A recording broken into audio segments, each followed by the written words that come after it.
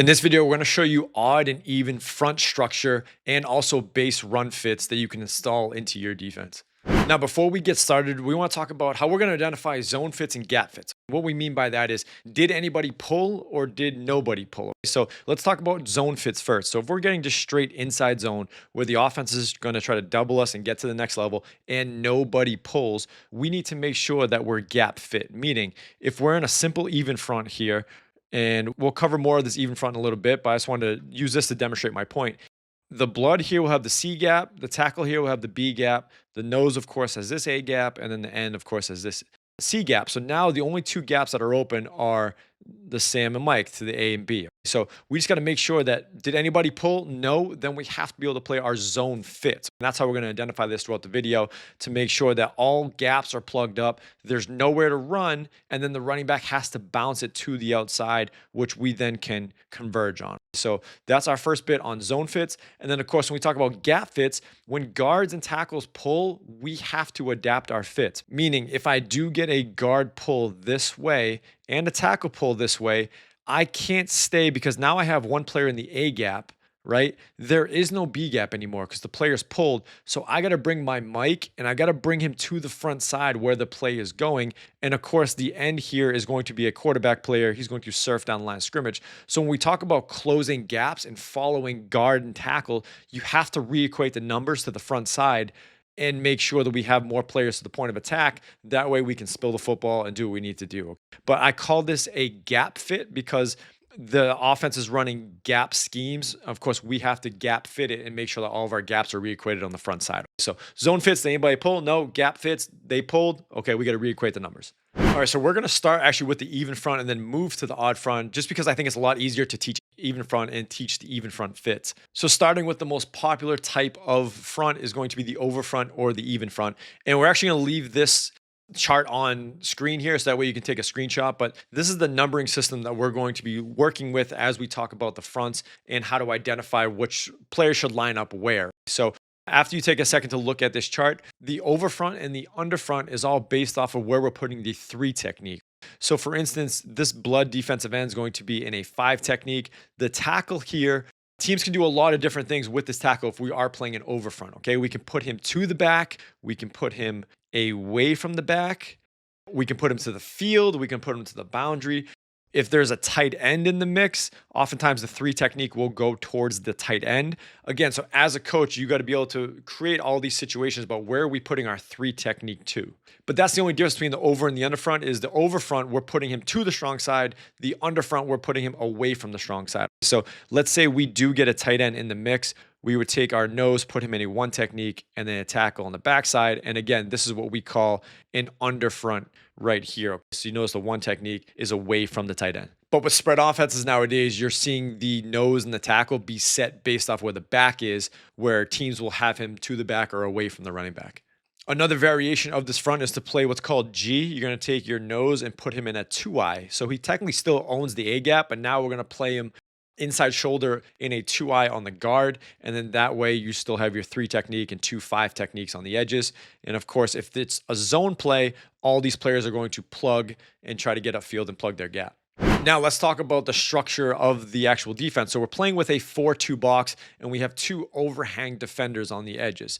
So think about where your help is and where you can spill the football if you do get a gap scheme to you, or you can box the football. So what do we mean by spilling the football? Say first, if we get guard tackle pull to the right side here, this defensive end is not going to get blocked, right? What teams are going to do is they're going to double this nose to the backside Sam. And this is why it's so important to understand run plays. As a defense coordinator myself, the first couple years, I really wish I studied offensive line play and studied what the offense is trying to do to me rather than just react off of what we were trying to do to them, okay? Because we need to disrupt their schemes. If they're trying to run guard tackle pull, we have to do something with this defensive end. Now, we can squeeze it down and hit it and try to squeeze everything back to the inside, or what teams will call boxing it, meaning we're just trying to create a box right here and force this ball back to the inside. So that defensive end is going to get his outside foot in the ground, try to stuff that thing back inside. That way there's no room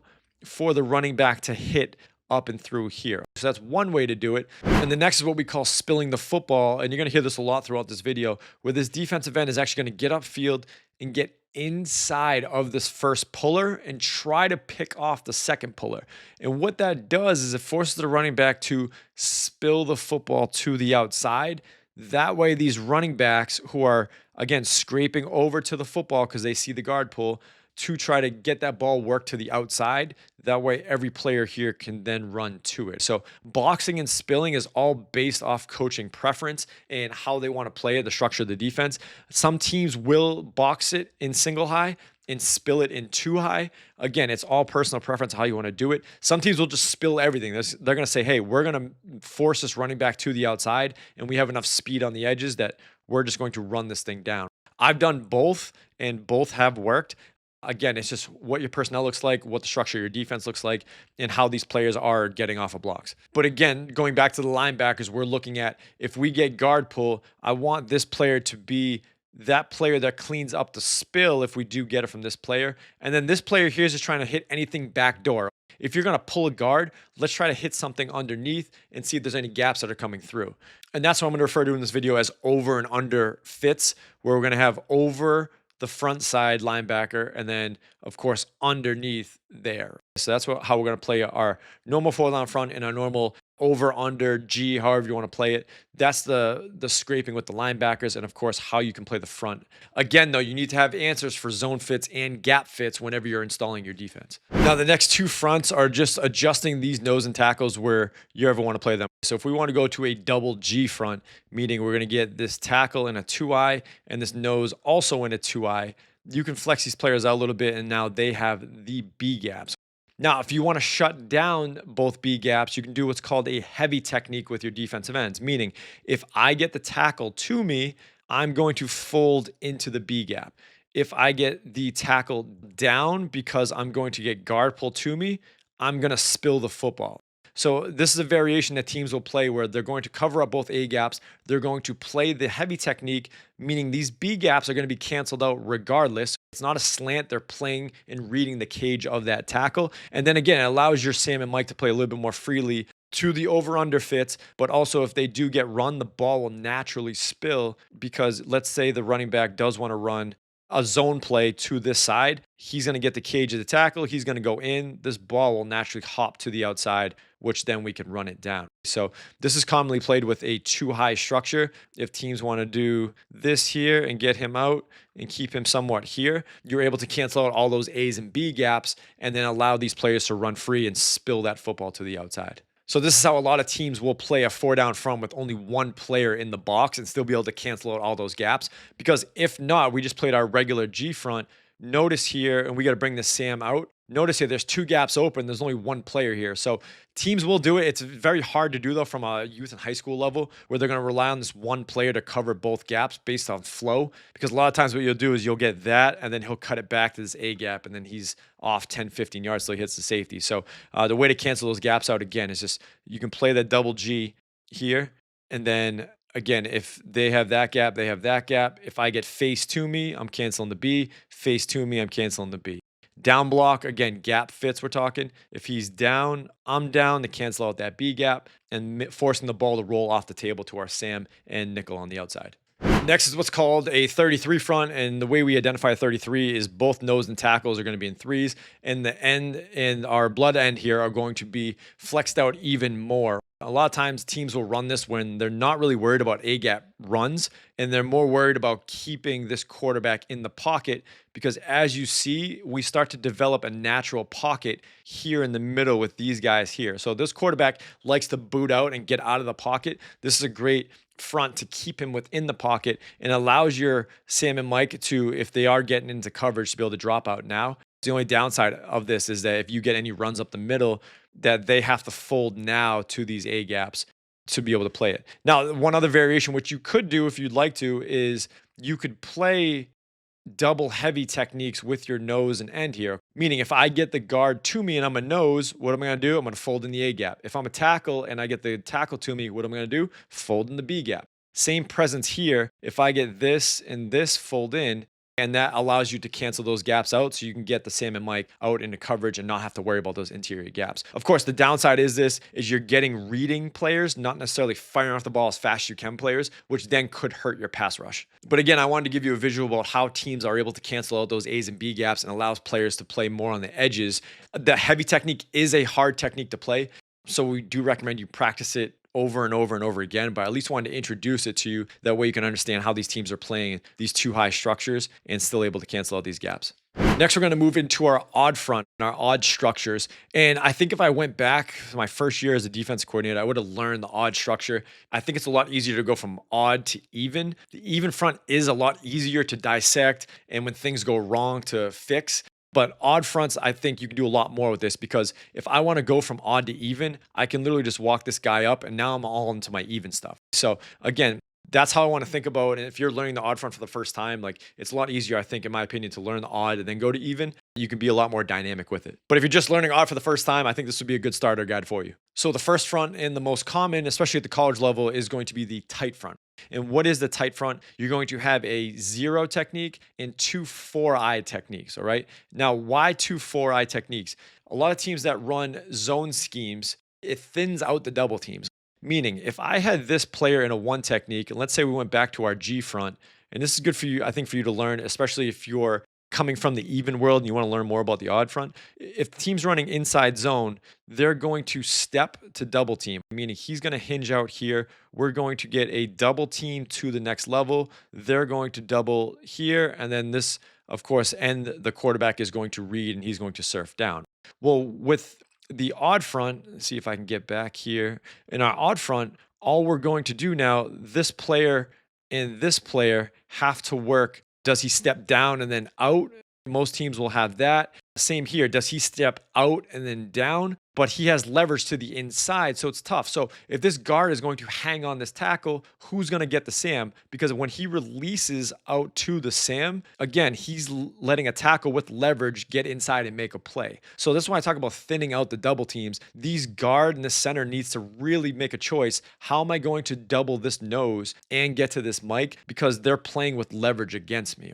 So that's why the tight front is great against playing against these zone-based teams because it helps thin out those double teams. Now, just base rules for the tackle, the nose, and the end here is the tackle's going to be playing on a 4-eye. He's going to punch the inside shoulder of that tackle, and he owns the B gap. Same for the end here. He's going to punch the inside shoulder, and he owns the B gap. Now, there's a few ways you can teach this. You can teach all eyes are on that tackle, and wherever he steps to, I need to make sure I cover that B gap and the inside gap. Another way to teach it is your visual key is going to be a tackle. Your pressure key is going to be the guard, meaning if I get the guard to me now, I got to be able to punch him and then play it. Whereas the visual key is I'm just trying to see what this tackle is doing. So there's 2 different ways to play it. We can go more into detail if you want to learn more about pressure keys and visual keys. Let us know in the comments below and we'll get back to you on that, okay? Now the nose, there's a few things you can do with the nose. You can slant the nose either direction, and that could be just made with a right, left call, and that will cover the A gap.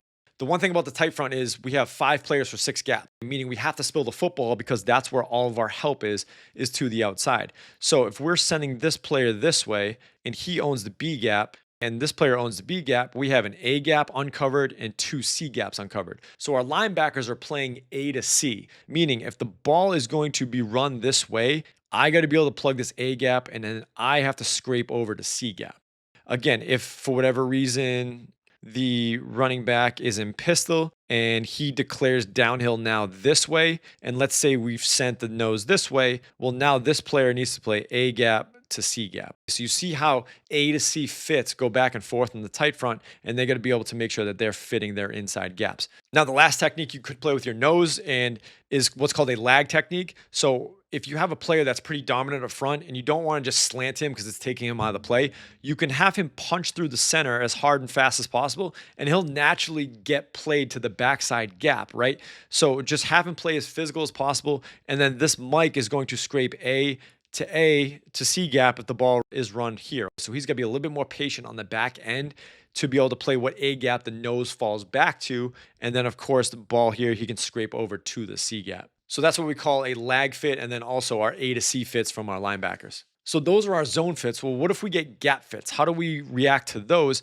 Now, you notice here we talked about our defensive end spilling the football. Well, there is no player here to spill the football. So how do you play on the line of scrimmage? So how do you play gap schemes? Because if I'm getting a pull from this guard, and the guards rules, remember, studying offensive terminology, technically, if they're running power, counter, any of that, they're going to kick the first person outside the tackle out. That's their kick out guy. Well, there is nobody here. So how do you play it? And the way you spill in a tight front is with your linebackers. So the minute we get guard pull, he's going to hold his ground because he's going to get down blocked by the tackle. The nose and the guard are then going to double to here on the backside. And then this tackle will typically try to cut off the angle of this tackle. But if he doesn't, we have a free hit here to the backside. The other variation that teams will do is they'll try to block back a 4-eye with their center, meaning he's going to try to get all the way back here, and then this tackle is going to try to climb to this backer. Again, it's all based off preference, and it's good to see how the team will play you, but those are the two different variations of how teams will run gap scheme against. It's very hard for the center to block all the way back on a 4-eye, but some teams may have them do it. But now getting back to the spiller, it's important that this end doesn't get washed all the way down, because if he does, it makes the deck shorter here. We're trying to spill the football and run it down. That's the whole thought process of this odd front. So when we get a guard pull, this mic has to be down now and hit the inside shoulder of this puller. And let's say they're running guard tackle pull. Again, we're trying to spill, and then we're trying to overlap and try to vice this thing just like that. So think tight front, spill, overlap fits of how we're trying to spill the football. It is tough to do. If you don't have linebackers that don't rep it often and they don't know to spill the football, you could get gashed by a Mike just running up here. Again, he gets kicked out. Maybe the Sam gets caught in the stuff.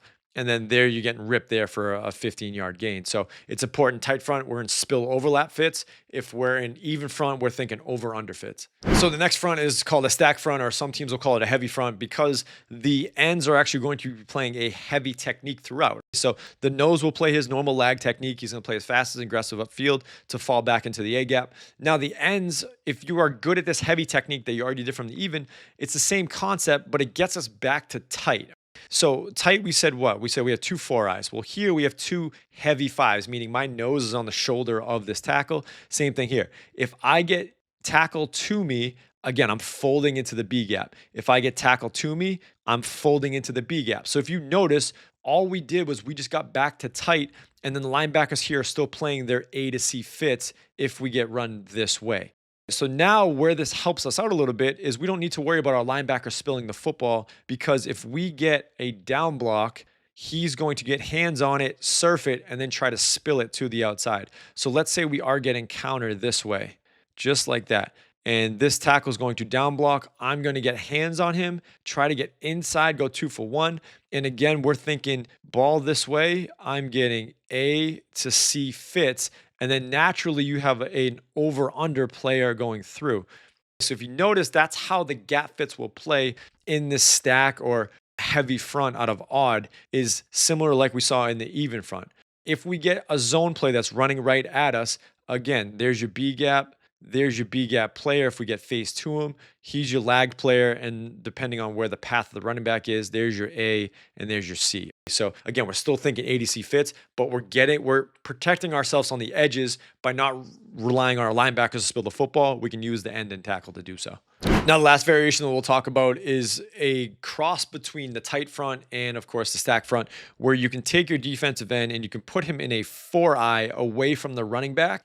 And then here, we're going to go a 1 and a 5 technique. All right, so now this side of the field is playing it like they would with G, or they would with any of those backside concepts, where he's going to spill the football, where he's responsible for the C gap on the outside, the nose is responsible for the A gap, and then you have a B gap player here. And then on the backside here, again, we're trying to really thin out this double team.